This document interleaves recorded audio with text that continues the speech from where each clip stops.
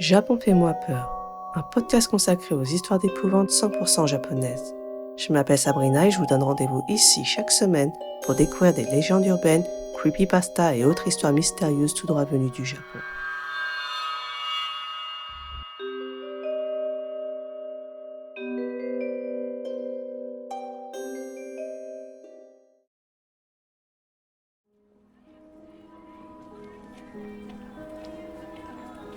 Un après-midi du mois de décembre dernier, alors que je me promenais dans le grand magasin Sogo à la station Yokohama, je tombe sur un pop-up store consacré à Peko-chan. Vous savez, ces petits stands éphémères. Tous les produits vendus étaient à l'effigie de Peko-chan. Il y avait des tasses, des stylos, des cahiers, des puzzles. Je suis moi-même repartie avec un petit quelque chose. C'était impossible de résister à tout ce merchandising. De retour chez moi, je me pose des questions sur ce personnage que je vois partout ici, mais vraiment partout. Je me lance alors dans une petite recherche, et c'est comme ça que je découvre l'histoire que je vais vous raconter ici, et qui est à l'origine du lancement de ce podcast. La légende urbaine de Peko-chan.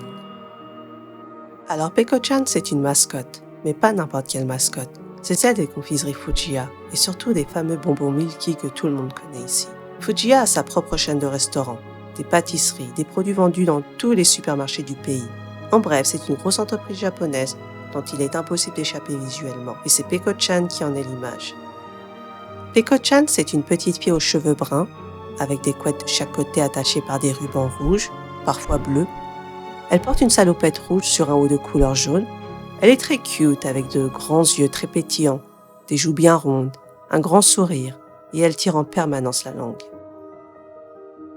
Eh bien cette image très positive, très kawaii comme on dirait ici, a vu ces dernières années apparaître une histoire terrifiante et plutôt gore. D'après la rumeur, Peko-chan aurait été créée à l'image d'une petite fille de 6 ans qui serait morte durant la Seconde Guerre mondiale. Elle vivait avec sa mère dans un petit village. Et comme pour un grand nombre de Japonais à cette époque, la nourriture se faisait très très rare. Elle se nourrissait principalement d'herbes et ne buvait que de l'eau boueuse. Mais un jour, la mère, qui n'en pouvait plus de voir sa petite fille souffrir, se saisit d'un couteau et se coupa un morceau de chair de son propre bras pour le lui offrir à manger. Peko-chan n'avait jamais rien mangé d'aussi bon de sa vie, ou du moins cela faisait bien longtemps. Elle n'arrivait pas à oublier le goût de cette chair, et bien décidée à ne plus mourir de faim, elle tua sa propre mère pour se nourrir de son corps. Après ce festin, il n'était plus possible pour elle de retourner à ses repas composés d'herbes et de boue. Peko-chan devint alors une cannibale pour le restant de ses jours. Mais cette histoire ne s'arrête pas là, car comme je le précisais, Peko-chan devient cannibale et sa deuxième victime sera justement une autre mascotte, Poko-chan. Poko-chan, c'est un petit garçon qui aurait vécu dans le même quartier que Peko-chan. Il porte une casquette bleue et lui par contre ne tire pas la langue. Il aurait été aussi le petit ami de notre cannibale. Après avoir dévoré sa mère, elle s'attaque donc à son ami en lui ouvrant le crâne pour en manger le cerveau. Pauvre Poko-chan, il souffrira le martyre et se tuera en se mordant la langue jusqu'à la sectionner et s'étouffera en l'avalant. Toujours selon la légende, si Peko-chan tire la langue, ça serait pour lécher le sang de sa mère qui aurait éclaboussé son visage et qui coulerait de ses joues. Pour le nom des bonbons Milky, qui en français veut dire laiteux, si on lui en fait un anagramme, c'est-à-dire reprendre les mêmes lettres mais en les plaçant autrement, Milky pourrait être la dernière phrase prononcée par sa pauvre mère, « Kill me » en anglais, qui veut dire « tue-moi ». Il y a aussi le slogan des bonbons, Milky wa mama no aji, qui veut dire Milky a le goût de maman. Et si contrairement à Peko-chan, Poko-chan ne tire pas la langue, c'est justement parce qu'il n'en a plus. Et s'il porte toujours une casquette bleue, ça serait pour cacher son crâne ouvert.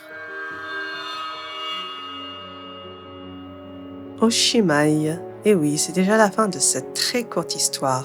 J'espère qu'elle vous aura plu. Alors personnellement, je n'y crois pas, mais pas du tout. Je pense qu'il s'agit de petits plaisantins du net qui ont cherché à troller cette marque. Je ne pense pas qu'une compagnie aussi importante que Fujiya aurait développé toute son image, tout son plan marketing sur une histoire aussi horrible.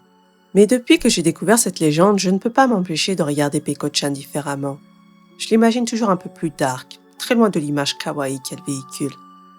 Et vous, qu'en avez-vous pensé? Connaissiez-vous Peko-chan? Et maintenant, comment la voyez-vous?